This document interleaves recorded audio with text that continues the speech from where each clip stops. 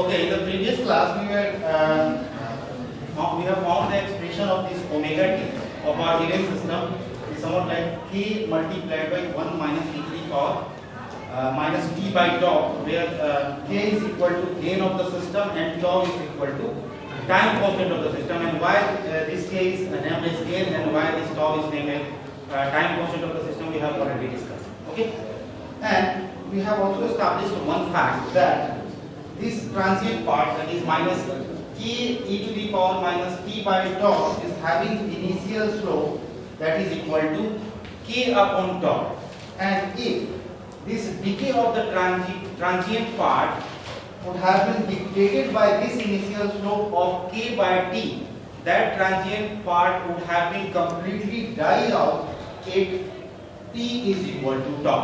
That's why this particular tau is known as time constant of the system.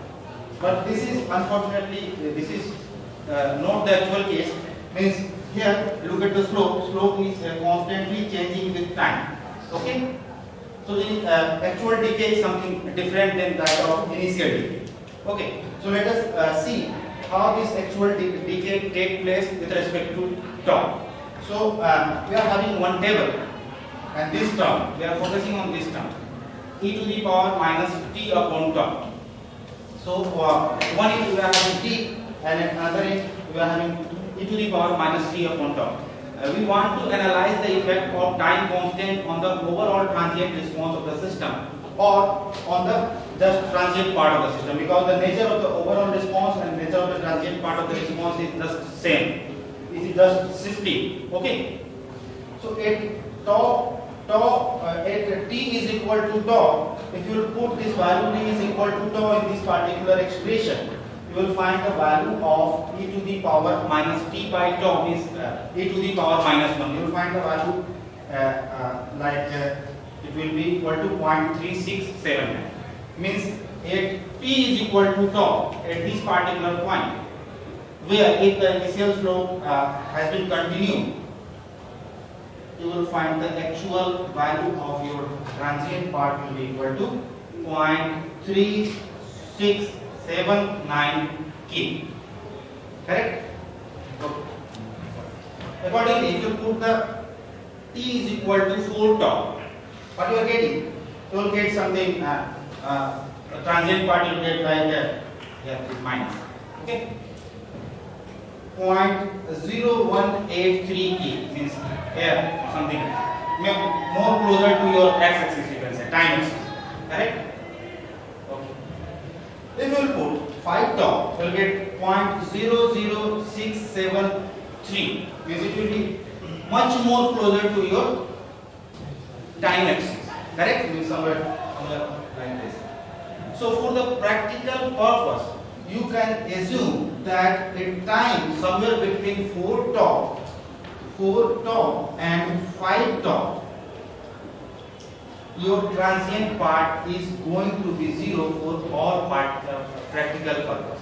Correct? So this is one of the analysis. Okay. So for practical purpose, because it is not dictated by this initial slope, the slope is constantly changing with time.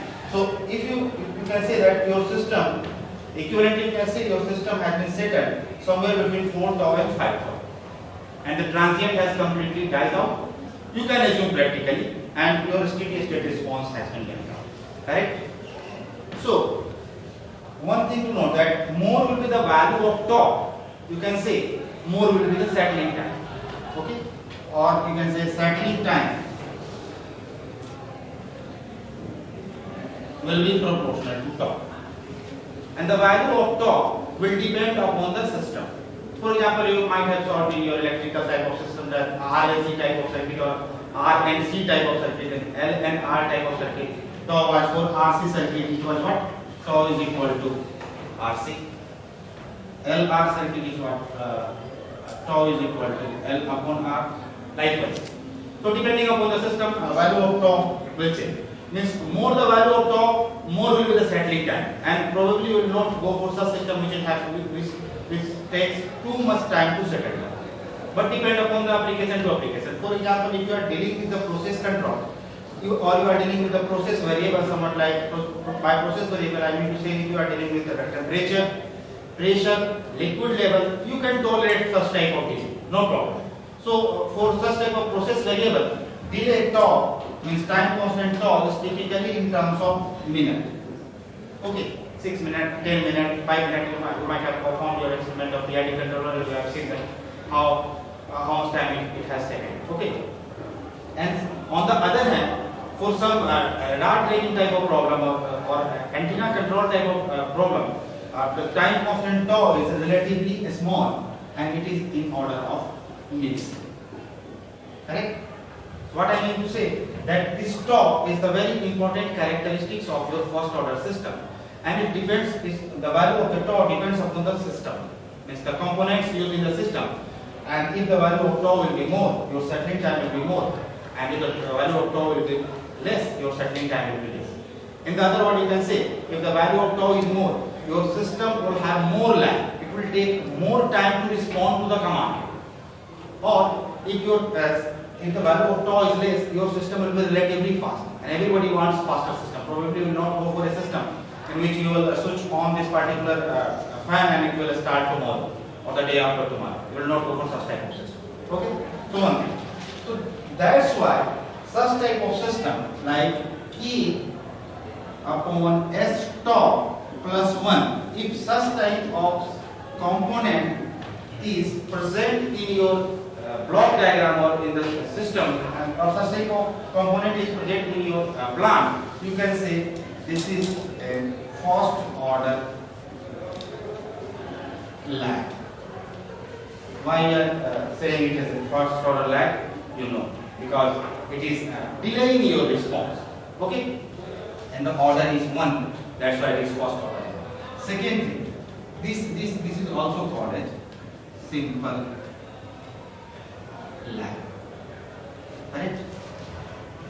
So now with this we are ending the first order analysis of the first order system, and we will jump to the analysis of the second order. Okay. So next topic is characteristic of second order system.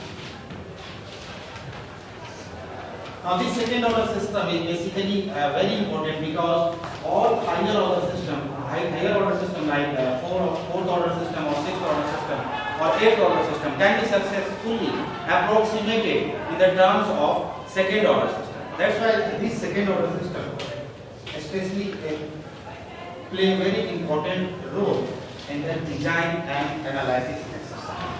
Okay, so coming to the second order system, we are going to start with a similar type of inertial load, but here with some changes. Once again, we are having the same similar type of inertial load. We are going to start with this. And this I am going to say this is inertial load having moment of inertia J. Correct? And here we are applying a twisting torque capital T, which is function of T.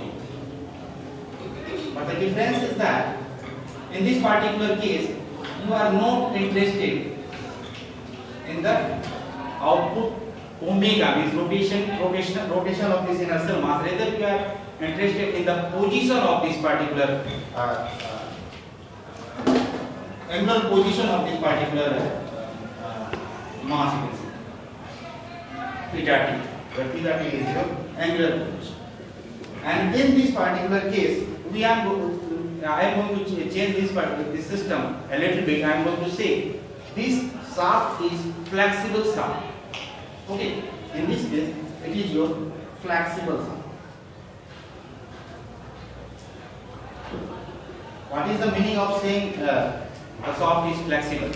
Means there may have some twisting effect, or you can say the value of K is not 0 in this particular case, where K is your spring constant. Okay.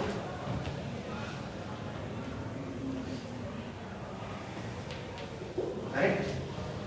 Once again, we are going to represent our viscous coefficient or viscous environment to the system schematically like this. And I am going to say the corresponding viscous coefficient is capital. This is our system. Correct? Okay.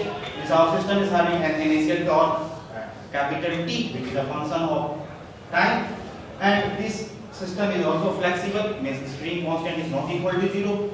Some drag force is also present, that's why B is not equal to 0. And also one change is there, instead of omega t, we are now interested in theta. Now try to write the driving torque equation for this particular system and try to find out the transfer function of the system. Correct? This is similar to the mass spring block system. Equivalent, because here also spring constant K is not equal to 0. Right?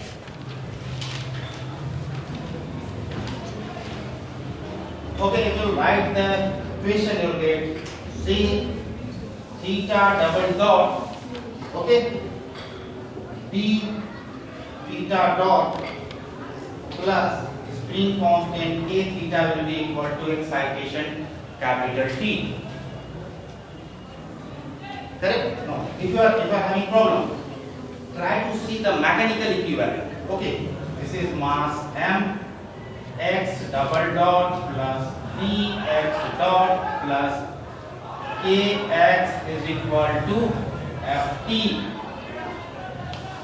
We have already found this equation, and this is the rotational equivalent of this particular system. Rotational equivalent of mass is the moment of inertia J.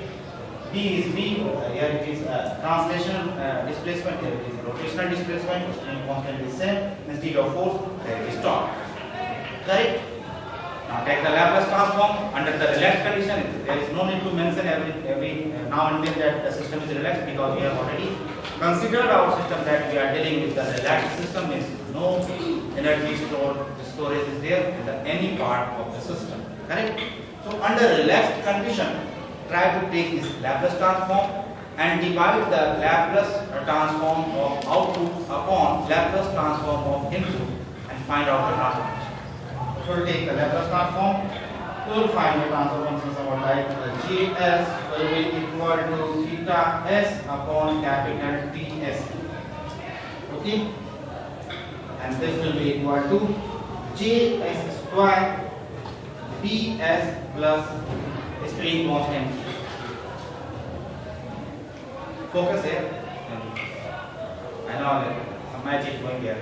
Try to focus here. Okay, listen. So our aim was to find the minimum parameters of the system, which is going to define overall personality of the system. And here, those minimum parameters are moment of inertia J, viscous coefficient beta, B, or spring constant K. Means if you will be able to know the value of J, B, and K, you will be able to find overall personality or overall characteristics of your second order system. So this is a particular example of this mechanical rotational type of mechanical system. Now, as we have done in the previous class, we are going to generalize this particular equation and we are going to analyze this second order system for any type of system, whether it may be thermal, electrical, or of any type, or mechanical, or of any other type.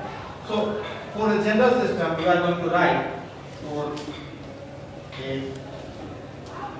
general system, what you can say is Gs will be equal to K and K unit. It is one second system.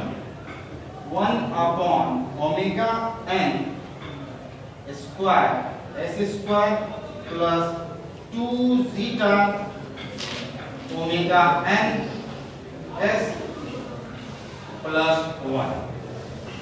I am going to name this equation as equation number 1, and this equation I am going to say this is equation number 2. You need to remember this particular equation.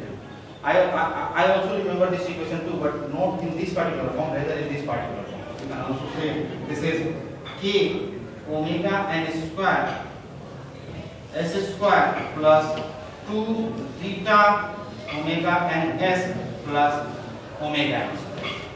So this is your general second order system which you should remember.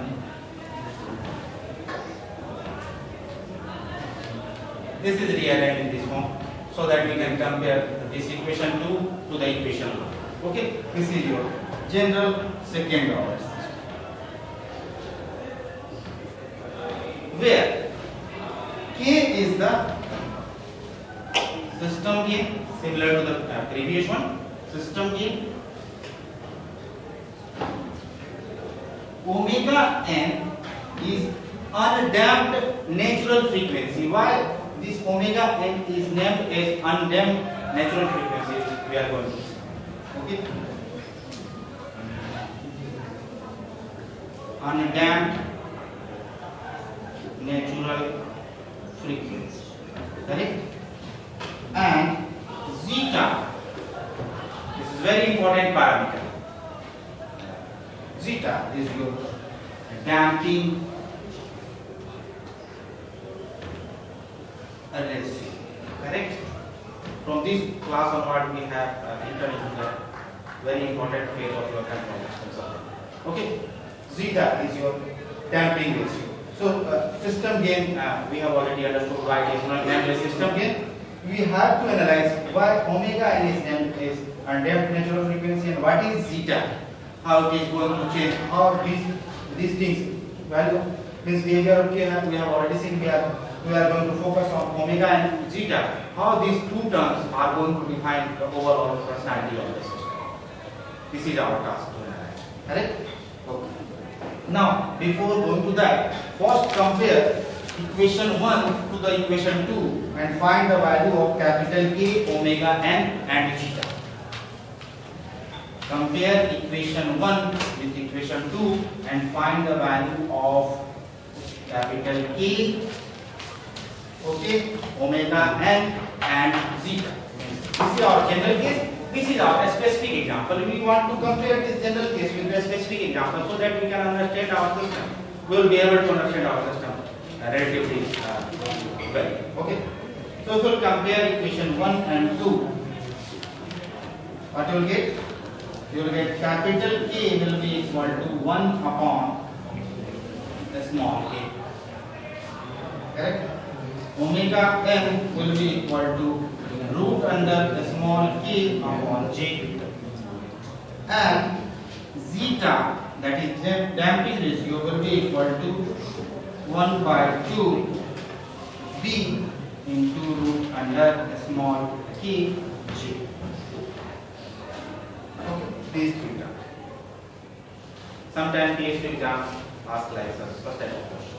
Okay, they will provide you the system and they will ask what is the value of K, omega and zeta for this system. So what we need to do, we need to compare this specific equation to the general case and find all other requirements. Okay. Have you found this? Correct. Now our aim is to analyze our system, this general system, general second order system. So similar to the previous case, we are going to apply a step input and we are going to see the effect on the response transform or on the response of the system to a step excitation. Correct?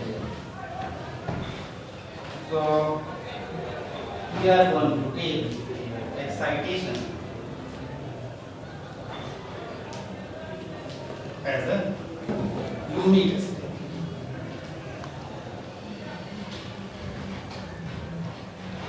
Right? So we are having theta s upon, I am going to say Ts. Okay?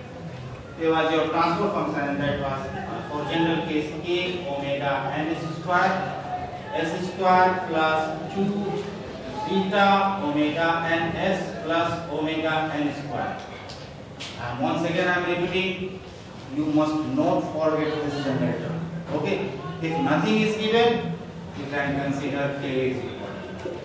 If nothing is mentioned, your general term will become omega n square divided by s square plus 2 zeta omega n s plus omega n square as a general second order system.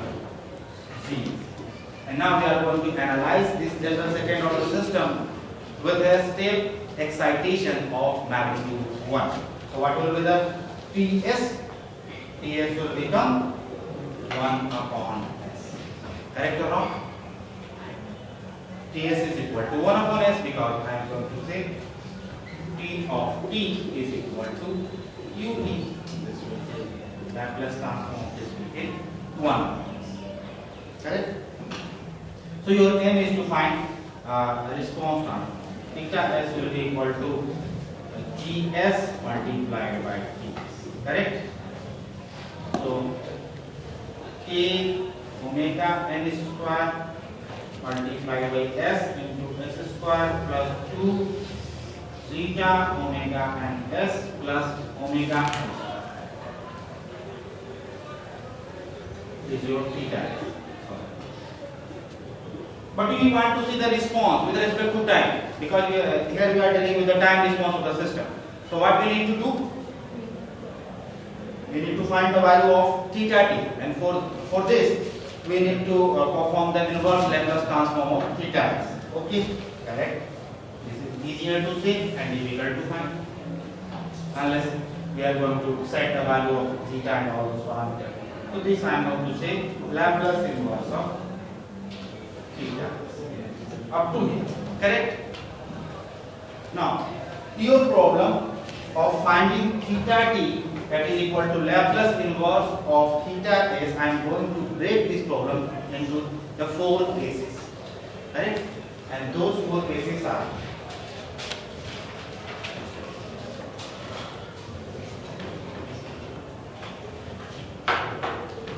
case 1. Okay? Because you need to perform the partial fraction of this, and without the knowledge of theta, you will not be without the knowledge of even the range. If not exactly, if the value of theta is not exactly available to you, you need to know the range of theta, so that you can perform the partial fraction of this. That's why we are going to break this problem into the 4 parts, and we are going to say case 1 is the case where zeta is equal to 0. And zeta is equal to 0 equivalently will be equivalent to what? B is equal to 0 in that rotational system. Because we have already found that zeta is equal to 1 by 2 something multiplied by B root under K into C. So zeta is equal to 0, or equivalently you can say B is equal to 0. This particular case is known as undamped case, because there is no damping. Beta is a damping coefficient, B is damping coefficient, and since it is 0, means you can consider this somewhat like it is a frictionless type of system. So there is no damping, there is no drag, or there is no friction. Okay, so we can say this particular case is having no damping, and you can say this undamped case. Correct? Previous year in semester examination they directly asked about the derivation of this one of these cases. So you need to pay attention on the derivation also. Okay. Second case may be there. Case 2 is that value of zeta is 0 to 1. Correct? And third case accordingly, second, and this is case 3 is zeta is equal to 1, and case 4 zeta greater than 1. All these cases 2, 3 and 4 are damped cases. Why? Because here B is not equal to 0. Whatever may be the value, but it is not equal to 0. That's why it is damped case. One may raise a question: why you have taken a division like 2, 1? Why you have not taken 2? It will be equivalent. That's right. Correct? Okay. So we are going to discuss these cases one by one. So let us start with case 1. Let us start with case 1, and we are having parent equation this. This equation we are going to analyze. Our aim is to find the response theta t with a condition of zeta is equal to 0. So what will be the theta t?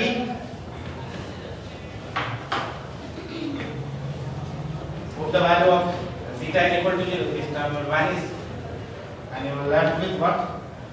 You will left with theta s theta s will be equal to k omega n square s into s square plus omega n. And now your job is to find the value of theta. You have to take the inverse Laplace of this theta. So equivalently, this particular polynomial or expression can be written with somewhat like k multiplied by 1 upon s minus s into s square plus omega n. Just verify this, whether this expression is going to give you this expression or not. Correct? Whether it is correct? 3 times. So now it has become, sorry, 3 times. Now it has become easy. You know the Laplace transform of 1 upon s. You know the Laplace transform of s upon s square plus omega n. Cos. Try to remember something related to cos. So your theta t will be what? Theta t will be k multiplied by 1 minus cos omega n t. Correct? Correct or wrong? Yes, sir. Laplace transform of this is this. If you are not getting, you need to write your Laplace transform. Okay? Now try to plot this. Plot this system. Case 1 we are going to plot. I am going to erase all those things.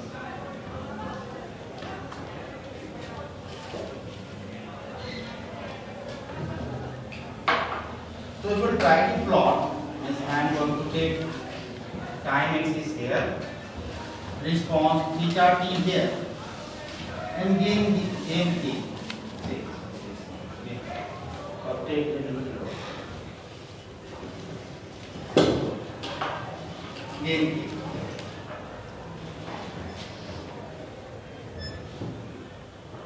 So what will be the value of this particular theta t is equal to 0?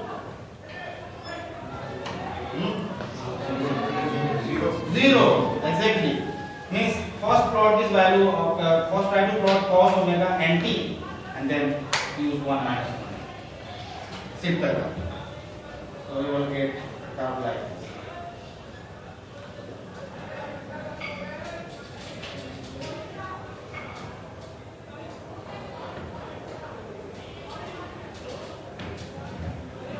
This is response theta t, that is equal to k 1 minus cos omega n t.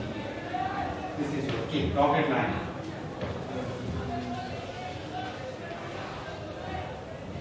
Okay. Clearly you can see your system is of oscillatory nature when value of damping ratio is equal to 0. And I am sure probably you will not like such type of system. For example, suppose Maruti plant, you might have visited Maruti plant. No? Then you will plant industrial base. Okay. In Maruti plant they use robots to welding for welding purpose, and probably you will not like such type of system where the welding head of robot is of oscillatory nature.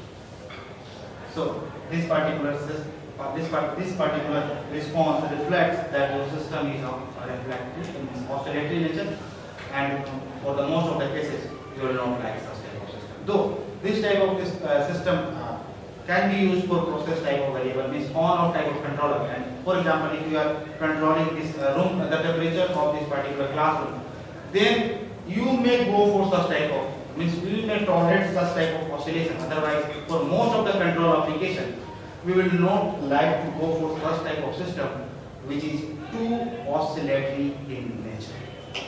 Correct? And if you will try to see it closely, you can find that the frequency of oscillation is omega n. Omega n is the frequency of oscillation, and since this oscillatory behavior is given by the system without presence of any drag or any damping, that's why this omega n is known as undamped natural frequency. Means it is the behavior of the system when zeta is equal to 0, or equivalently you can say when there is no friction, when there is no drag, or when there is no damping to the system. That's why this is known as undamped natural frequency.